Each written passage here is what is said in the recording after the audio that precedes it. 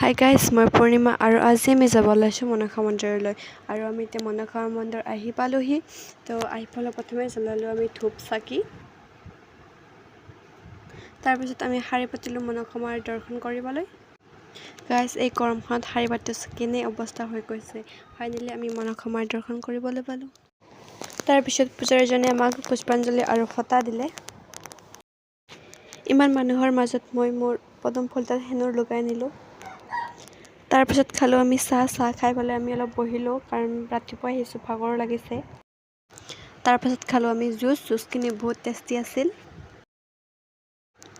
ইয়াত বিভিন্ন ধৰণৰ বস্তু বাহিনীও ওলাইছে, যেনেকৈ মহাদেৱৰ ফটো, বহুত কিবাকিবি ওলাইছে। আৰু আমি কিনিলোঁ অলপ মিঠাই ঘৰলৈ। তাৰপিছত আমি আহিলোঁ অলপ খিচাৰি খাবলৈ। খিচাৰিখিনিও কিন্তু বহুত সোৱাদ হৈছিল, খিচাৰি খাবলৈ অহা মানুহ। তাৰপিছত আমাক দিলে ভোগ। তো এতিয়া আমি ভোগখিনি খাই ঘৰলৈ যাব ওলাইছোঁ। আৰু ইমান মানুহ দেখিছেনে গাইজ। এতিয়া আমি ঘৰলৈ যাওঁ। আপোনালোকে লগ পাওঁ আৰু নেক্সট মিনি ব্লগ।